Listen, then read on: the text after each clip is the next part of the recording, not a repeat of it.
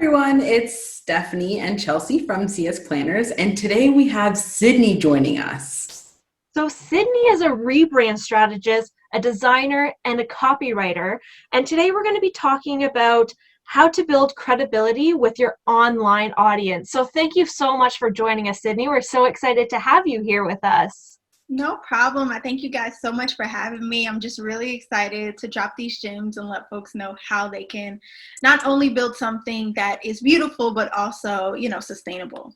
Yeah. So you are a rebrand strategist. How are there many people that do rebrand their business after getting started? Yeah, there are quite a few. What people don't realize is that usually once you kind of take the time to sit down and figure out exactly how you want to reposition yourself, figure out who your new ideal client is, you're rebranding in a sense, right? It may not be visual elements. It may not be a full website or branding like I do, but if you've ever taken time to sit down and kind of redirect or pivot, as the word has been used so much this year, Yeah. you've gone under some sort of rebrand. So for sure. That's amazing. And yeah, that's amazing. And for those of out there that don't know, what is a brand strategy? Yeah, so I actually did an Instagram live about this just last night. So strategy, if you think about the word, it simply means a plan of action, right? So you can have things written out. You can say, well, one day I'm going to do this, but a set of actionable steps to get you to a goal is a strategy. So when you connect your brand to that, it's not only saying, I want these colors, I want my site to look like this, I want this photographer, but you're also thinking of elements like your brand voice. You're thinking of how you're going to attract and talk to your audience, who your audience really is. And that's things like figuring out your ideal client demographic as well as psychographics. So there's so many elements within your brand strategy that you should cover before you even think about any visual elements. That's amazing. And it seems like it's a lot of personality in as well with the brand. Is that correct? Yeah, for sure. I always tell people that I create like personality infused brands. So I'm all about being yourself. Specifically, a lot of the entrepreneurship game has become very cookie cutter. As we all know, the same photography style, the same sort of captions or call to actions. But there's never been like a place where someone can just say, this is who I am. And whoever comes. But I want to sell myself in an authentic way. So for sure. I love that, especially because I've been talking to someone recently where they said they were always trying to be the person that they thought somebody else wanted them to be. And I feel like that's very common when you're starting a business because you know who your audience is sometimes, not all the time, and you're trying to promote your side that you think they want when if they're your audience, they're obviously somebody that you're already connected with. So just being your authentic self helps. And that's something that I myself have been learning a lot recently too. So I think it's so important that you're sharing this message because being yourself and being your true personality does actually help a business. Yes, definitely. So you talk about your credibility and how does a person build the credibility with their audience? Yeah, so I think when you're thinking of, I'm of course I'm a copywriter, so I'm all about words. And when you're thinking of the word credible, there's two words that come to mind for me in particular. And when you Google them, when you look them up on dictionary.com, the word trust is really, really big and believable, right? So you want to be able to not only build something that has results and you have all these amazing testimonials, but you want to be able to have your audience build a way to trust you, whether that's you doing what you say you're going to do, whether that's you, if someone DMs you and says, hey, I've been looking at this sort of work, and you come back 3 days later and say, hey, here's a link to what I found. That's something that's easy for you to do on social. I think when you're thinking about credibility, you have to think of it in three different ways, right?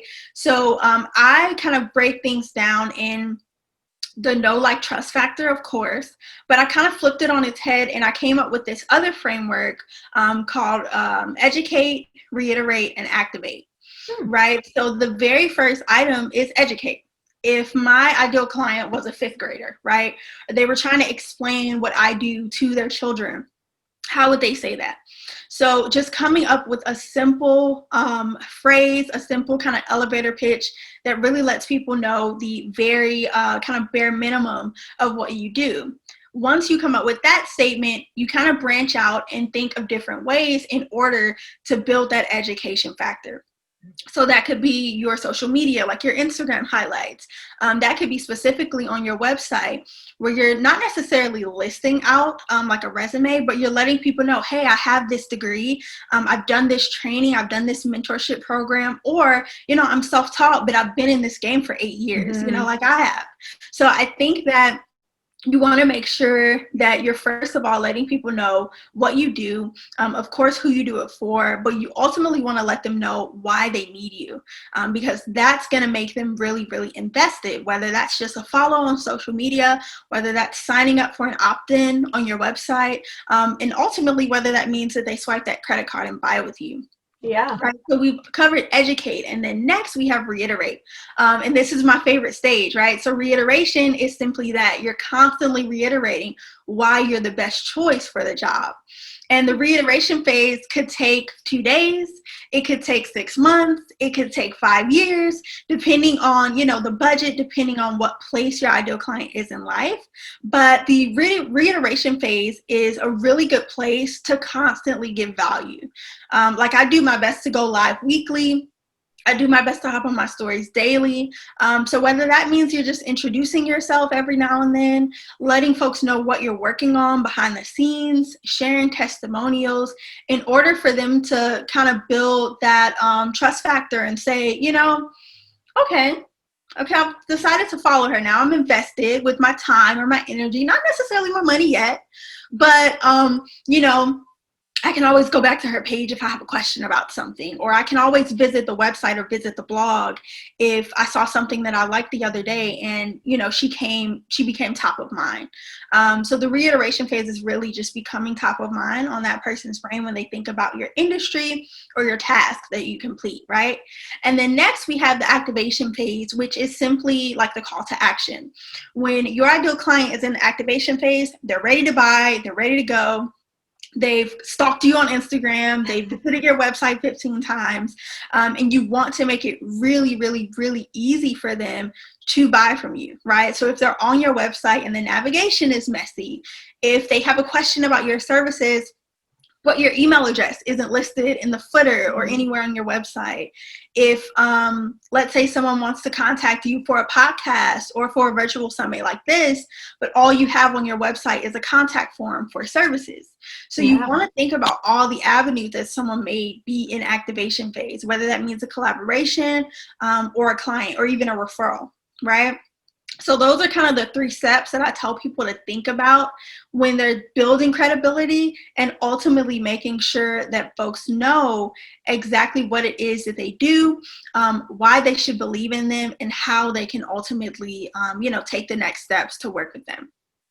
Yeah, I think that's incredible advice. I kind of want to go back to the reiteration because you talked about going live at least once a week. This is just like a question that I personally have. Does it have to be something, if you go live, does it have to be something where you're fully talking about your content, or can you just be like, this is what I accomplished this week, this is what I didn't get done? Like, is that purpose just to gain some type of connection with them, or should it be something where you're talking strictly about your product? Got you. So I think of Instagram Lives as more like a connection touch point. Because usually what's going to happen is the people that are either going to tune into your live can be a mixture of people. They can be people that are already invested.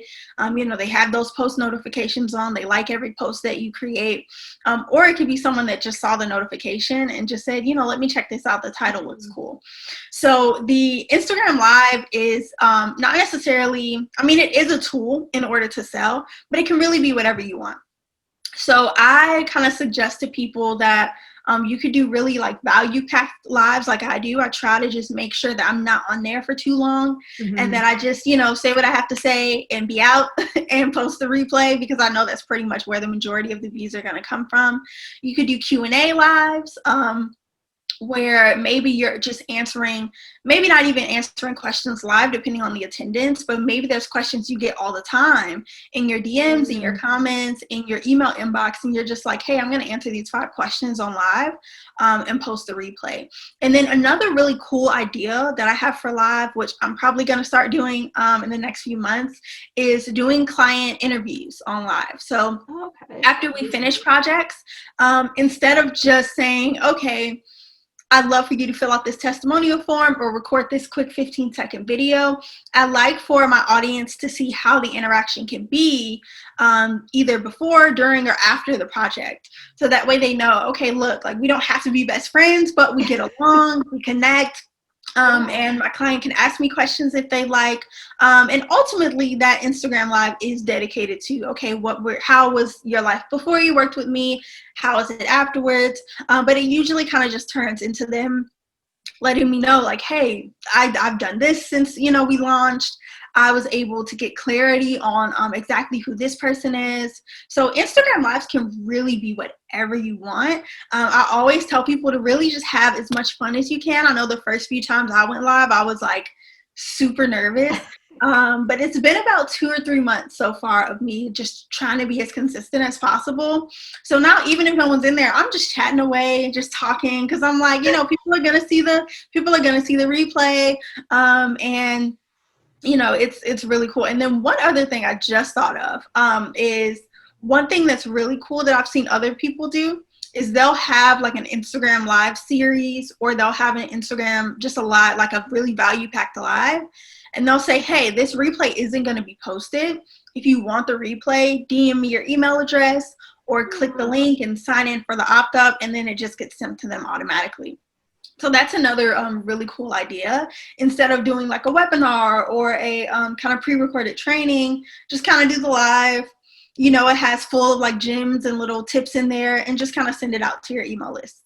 That's a great idea. That's a great idea. Yeah, I saw someone do it and I was like, wow, okay, I'm going to do that. That was really cool. And how did you, I know a lot of people are scared of going live, but it is so important for your brand. What are your tips for them to have that confidence to just get on there and do it? So notes is number one. I write a ton of notes. And now I'm at the point where I can just sit down about 30 minutes before the live and just jot down a few things. Mm-hmm. But my very first live, I had like the full front page, and I flipped it over and wrote notes on the back, because I was just I don't forget anything. But I would definitely say writing out notes, like the best way that I've seen to kind of frame my lives. And my lives are only about 20 or 30 minutes long, but I usually just have an introduction. I make sure that I introduce myself, because some people, may not know. I let them know what we're going to be talking about, do maybe a short introduction, maybe some storytelling if I have the energy.